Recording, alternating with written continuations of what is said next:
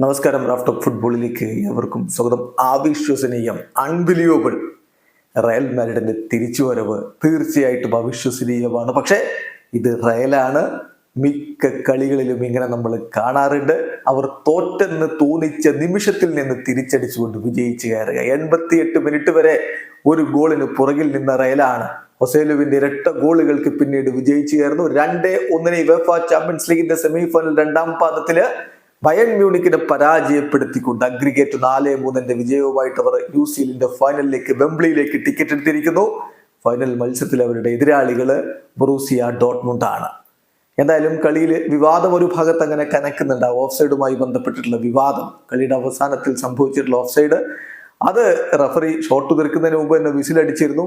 എന്നാൽ അത്തരത്തിൽ നിയമത്തിൽ അങ്ങനെയല്ല, വാറിക്കാനുള്ള അവസരം കൊടുക്കണമായിരുന്നു എന്നൊക്കെ പറഞ്ഞുകൊണ്ട് അതിശക്തമായ ഭാഷയിൽ വിമർശനവുമായിട്ട് കളി കഴിഞ്ഞിട്ട് തോമസ് തുഷേൽ അടക്കമുള്ളവർ രംഗത്തെത്തുകയുണ്ടായി. വിവാദം ഒരു ഭാഗത്ത് കനക്കുന്നുണ്ട്.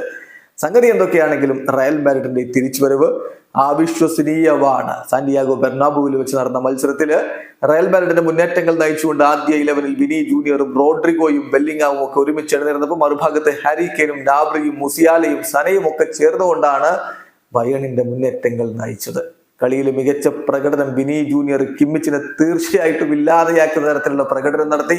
അതുകൊണ്ട് തന്നെയാണ് അദ്ദേഹം മാൻ ഓഫ് ദി മാച്ച് ആയിട്ട് തെരഞ്ഞെടുക്കപ്പെട്ടത്. ആദ്യ പകുതി അവസാനിക്കും മത്സരം ഗോൾ രഹിതമായിരുന്നു. രണ്ടാം പകുതി 68-ാമത്തെ മിനിറ്റിൽ അൽഫോൺസോ ഡേവിസിന്റെ കിടിലൻ ഗോളിൽ ബയൺ മ്യൂണിക്ക് ലീഡിലേക്ക്. ആ ഗോളിന് അവർ വിജയിച്ചു കയറുമെന്ന തോന്നലാണ് അവസാന നിമിഷം വരെ ഉണ്ടായിരുന്നതെങ്കിൽ 88-ാമത്തെ മിനിറ്റിലാണ് അവിശ്വസനീയമായിട്ടുള്ള ഒരു പിഴവ് മാനുവൽ ന്യൂയറുടെ ഭാഗത്തു നിന്ന്. അദ്ദേഹത്തിന്റെ കയ്യിൽ നിന്ന് അത്തരം പിഴവുകൾ നമ്മൾ കാണാറില്ല. പിന്നീട് ഫീബിൾ ആയിട്ടുള്ള ഒരു ഷോട്ട് അദ്ദേഹം പിടിച്ചു വെക്കുന്നതിൽ പരാജയപ്പെടുന്നു. ലഭിച്ച പന്ത് വലയിലേക്ക് എത്തിച്ചുകൊണ്ട് ഹൊസേലു റയൽ മാഡ്രിഡിനെ ഒപ്പം എത്തിക്കുന്നു. തുടർന്ന് 2 മിനിറ്റുകൾക്ക് ശേഷം ഹൊസേലുവിന്റെ അടുത്ത ഗോൾ ഇത്തവണ ഓഫ് സൈഡ് വിളിച്ചിരുന്നു. പക്ഷെ വാർ ചെക്ക് ചെയ്തതിനു ശേഷം ഗോൾ അലൗ ചെയ്യുകയായിരുന്നു. അങ്ങനെ 2-1 തകർപ്പൻ തിരിച്ചുവരവ് നടത്തിക്കൊണ്ട് റയൽ മാഡ്രിഡ് യുസിഎല്ലിന്റെ ഫൈനലിലേക്ക് കടന്നിരിക്കുന്നു. വീഡിയോ അവസാനിക്കുന്ന ഫുട്ബോൾ ലോകത്തെ കൂടുതൽ വിശേഷങ്ങളുമായി റാഫ്റ്റ് ഓഫ് ഫുട്ബോൾ എത്താം.